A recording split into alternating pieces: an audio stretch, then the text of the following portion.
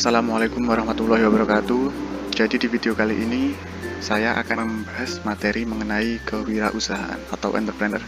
Langsung saja, apa sih kewirausahaan itu?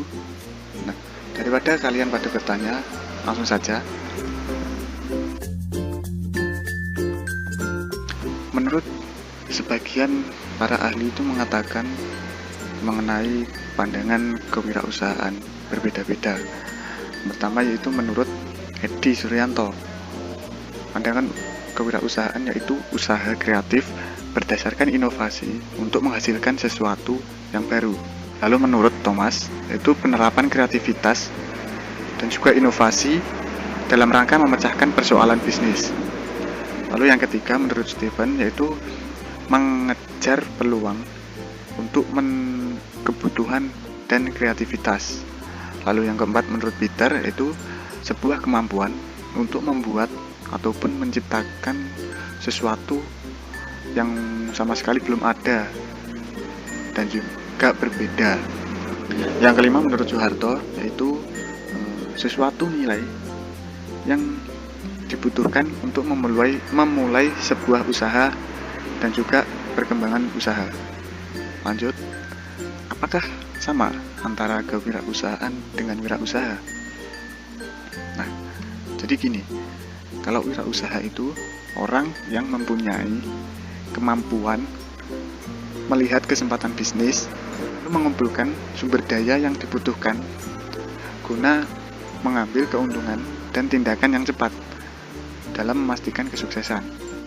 Jadi kewirausahaan adalah sesuatu usaha yang kreatif yang membangun suatu value mulai dari yang belum ada menjadi ada dan bisa dinikmati oleh orang banyak. Adapun tujuan dari kewirausahaan yaitu pertama, meningkatkan jumlah wirausaha yang berkualitas. Yang kedua, menyadarkan ataupun memberikan kesadaran berwirausaha yang tangguh dan kuat terhadap masyarakat. Lalu yang ketiga, menghasilkan kemajuan dan kesejahteraan masyarakat. Lalu yang keempat, membudayakan semangat, sikap, perilaku, dan kemampuan kewirausahaan di kalangan masyarakat. Selanjutnya yaitu manfaat kewirausahaan.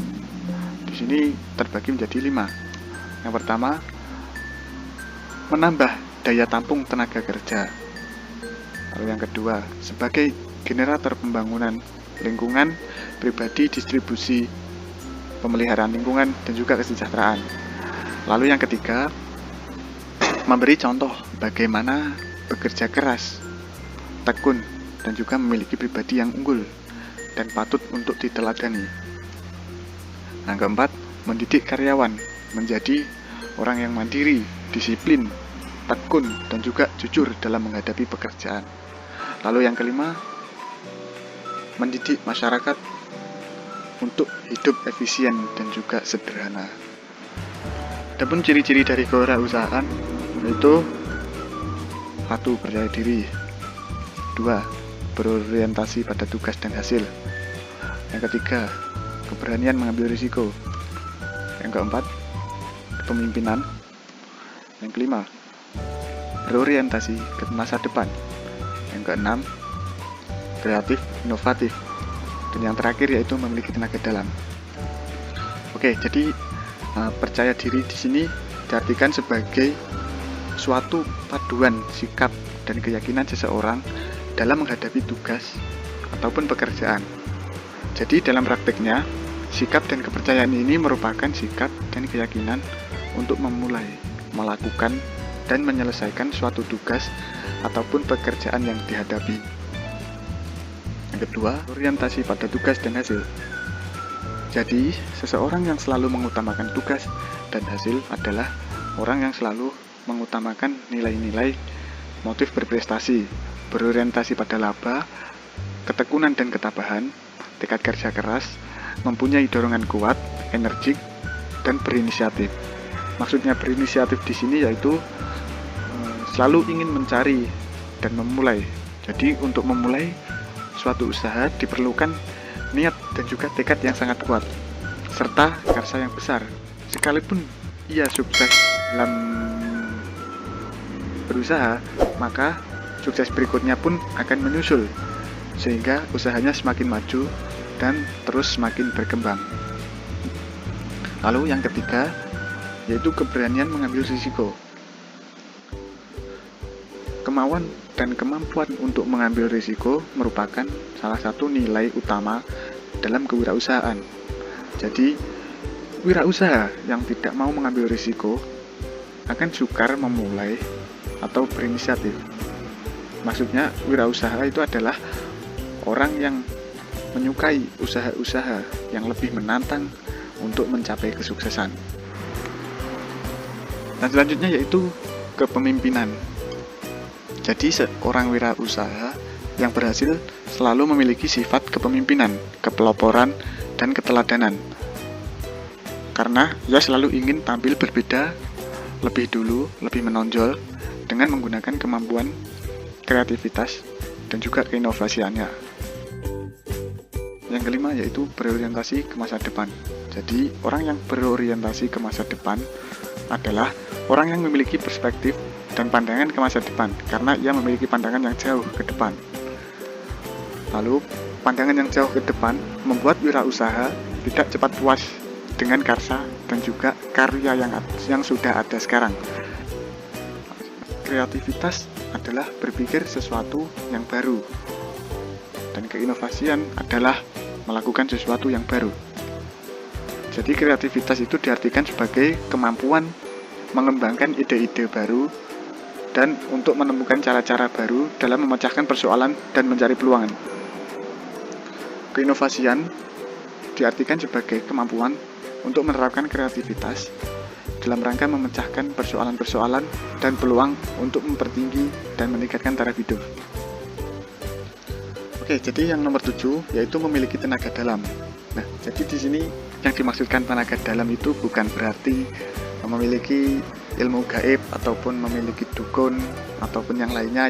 Jadi memiliki tenaga dalam di sini diartikan bahwa seorang wirausaha itu harus memiliki sikap keuletan dan ketekunan, ketabahan dan kejujuran, kesopanan dan keramahan, kedisiplinan, ketulusan, dan yang terakhir yaitu keikhlasan.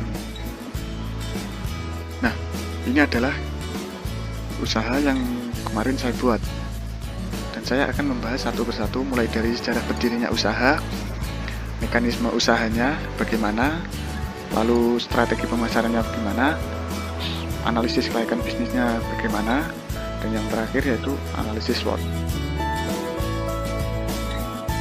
Oke, jadi sejarah berdirinya usaha itu dikarenakan bertepatan dengan adanya virus corona, sehingga masyarakat dihimbau oleh pemerintah untuk tidak keluar rumah, dan juga upaya sebagai pemutus rantai penyebaran virus tersebut, yang mana mulai dari sekolahan, bekerja, hingga beribadah pun harus dilakukan di rumah.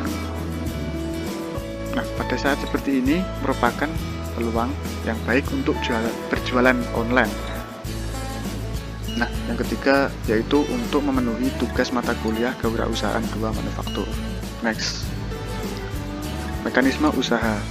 Nah, jadi di sini saya melakukan mekanisme usaha itu yang sangatlah simple. Nah, berikut tahap-tahap untuk melakukan penjualan. Pertama itu menawarkan produk yang akan dijual itu melalui media sosial seperti WhatsApp maupun Instagram. Kalau ada pembeli yang memesan, itu bisa langsung melalui chat pribadi jika pemesanan tersebut melalui WhatsApp, dan juga DM jika pemesanan tersebut melalui Instagram. Lalu kalau barang sudah ready dan sudah siap dikirim ke konsumen, maka penjual tersebut melakukan pengiriman barang kepada konsumen, bisa melalui COD ataupun juga bisa langsung diantar ke rumah pembeli. Adapun strategi pemasaran, dikarenakan adanya virus corona ini, maka sebagai penjual itu berinisiatif untuk menjualkan produk yang ada di toko itu melalui media online, yang mana media online tersebut berupa WhatsApp dan juga Instagram. Nah, karena menurut saya sekarang ini sudah banyak, mulai dari kalangan remaja ataupun orang tua itu sudah memiliki aplikasi tersebut, sehingga membuka peluang untuk berjualan di media online tersebut dengan cara menambahkan gambar dan keterangan di dalamnya, yang mana orang tersebut akan mudah dalam mengenali produk. Nah, selanjutnya yaitu analisis kelayakan bisnis. Jadi dalam aspek hukumnya, usaha online ini tidak memiliki surat izin sama sekali, seperti NPWP ataupun SIUP ataupun surat yang lainnya, dikarenakan usaha ini masih tergolong kecil. Jadi usaha ini tidak layak dalam aspek hukumnya. Kekuatan yang membuat usaha ini berjalan yaitu respon dari pelanggan mengenai produk yang ditawarkan dapat diterima dengan cepat. 2. Pembeli tidak perlu datang ke tempat. Yang dimaksudkan di sini adalah toko, dikarenakan produk yang dijual ini bisa langsung diantar ke rumah pembeli ataupun bisa melalui COD sesuai kesepakatan pembelian. Lalu kelemahan dari usaha ini yaitu banyaknya pesaing, juga banyaknya masyarakat yang belum mempercayai kualitas barang yang ditawarkan. Lalu peluang dari usaha ini yaitu promosi yang bisa dilakukan kapan saja, membuat promosi barang dapat dilihat oleh pelanggan.